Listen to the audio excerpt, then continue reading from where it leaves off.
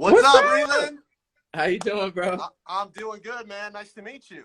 Likewise, man. I will preface this by saying Instagram has been super glitchy today. Okay. Instagram is being super glitchy. It could easily cut us out at any moment, so just be prepared. All right. Fingers crossed. And I got this set up on the iPad where I'm hoping it doesn't collapse in on me. So No, we'll no, see I what think happens I first. think you'll be okay. So where are you at right now, man? You're at the parents' Right house in now, you New were Jersey? correct in your hunch. I am at my parents' house in New Jersey, just hanging out here for a little while all of this passes over. That's good. That's good. First of all, congrats on the success of my truck. Super Thank you dope, so bro. much, man. I'm trying to deal with the iPad, so I'm switching it up and stuff like that.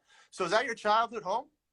Yeah, this is my childhood home, dude. I grew up here in Burlington, New Jersey before making the move. So is that your actual room that you grew up in or no? No, unfortunately, my parents redid my childhood bedroom and transformed it into a home gym. For real? They made it a fitness center? They literally made it into a fitness room. So Can I'm we see staying it? in the guest room. Can you see it, you said? Yeah. Yeah. Yes, it is.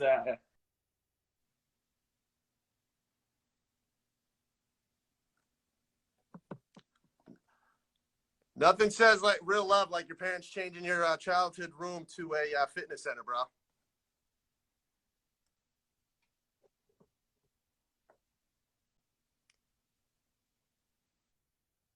Hold on. Instagram was acting up. There it is, dude. That's legit. Yeah, this is where we're at, man.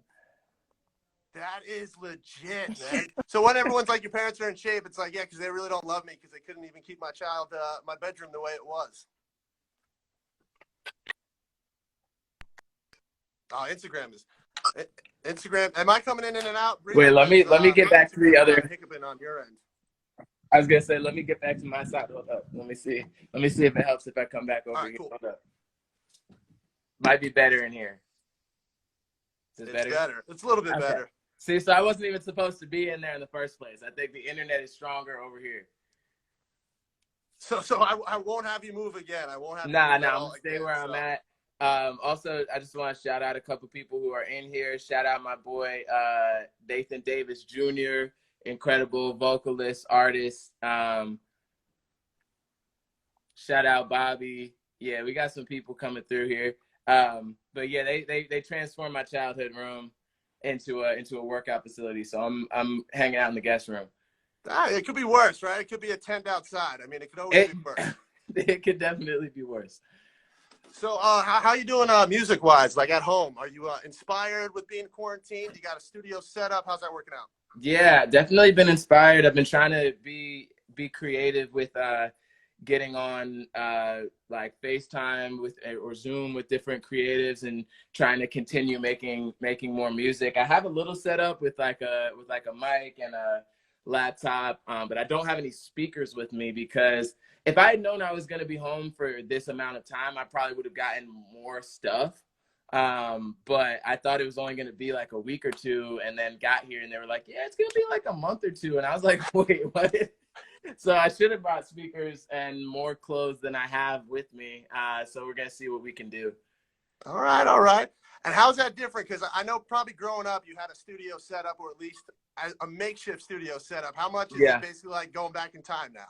It's pretty much the same setup now that I had coming up. I just have a better mic now. All right. There you go. Yeah, we're coming up in the world, dude. We're on the come up.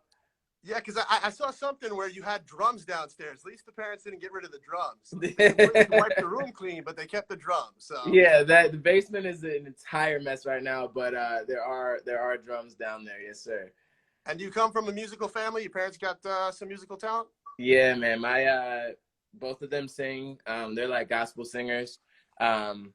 So I grew up in a really musical household. They actually recorded an album when I was a kid, like a gospel album, which was pretty cool to watch. So they're not doing music professionally, anymore, but they're super excited for what I'm doing. No, they should be, man. And back to my truck. How would you categorize that song? Like, what would you put it in?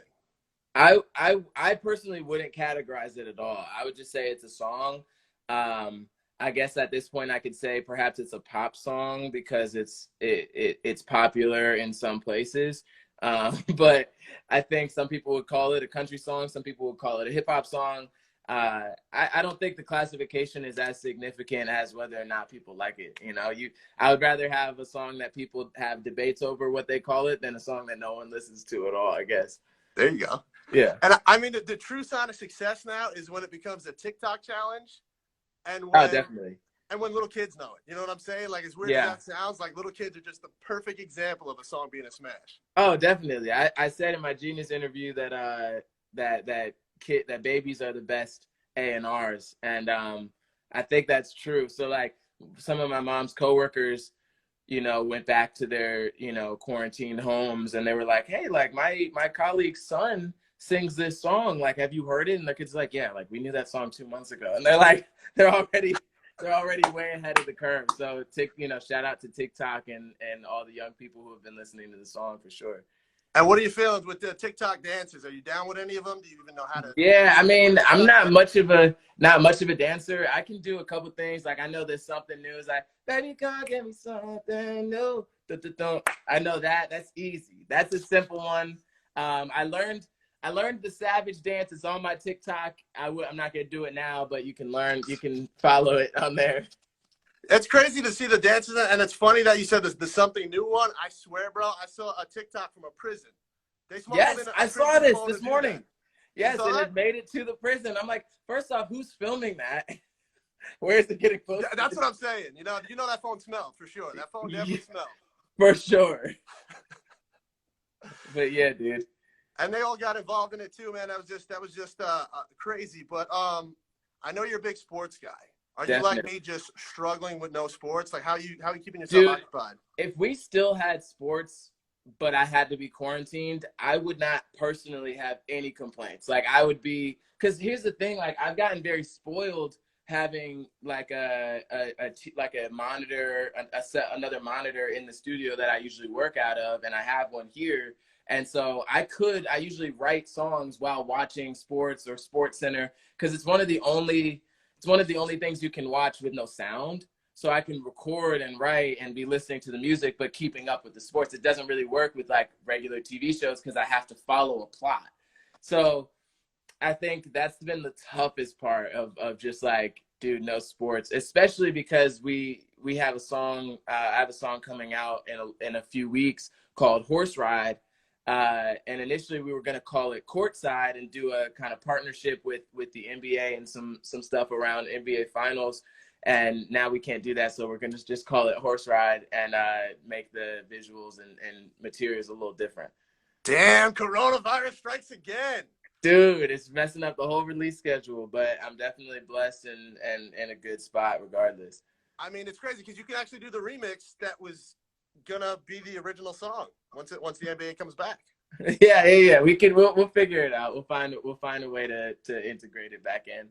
So you have all your friends up there, or you still got all the people you grew up with around there? Everyone kind of bounced.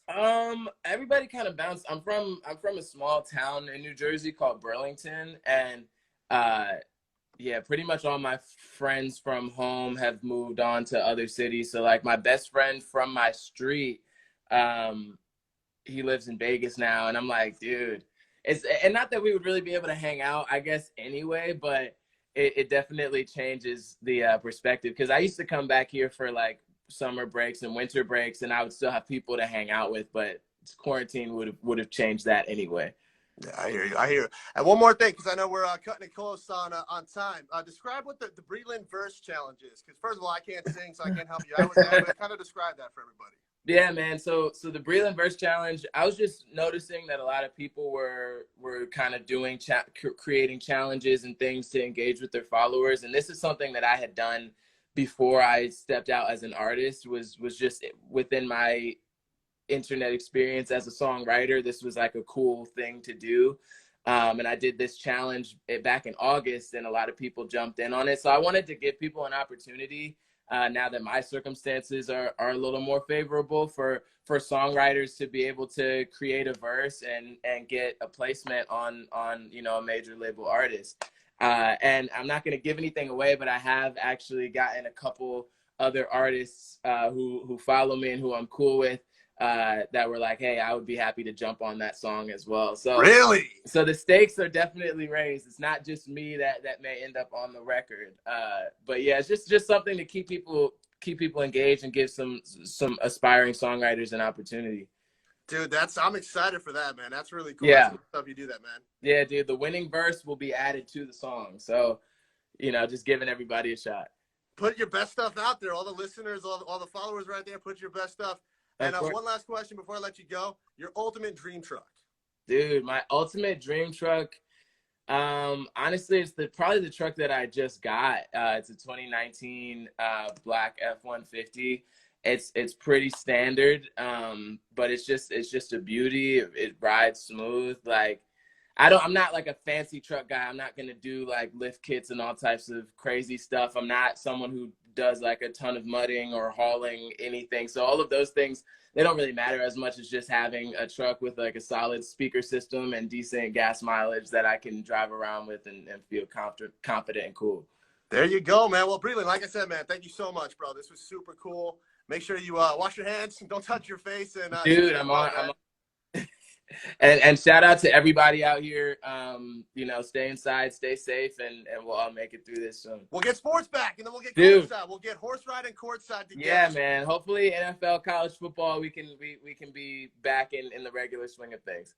All right, Breland, like I said, thank you so much again, man. You be good, okay? No problem, man. You too. All right, peace out. For sure.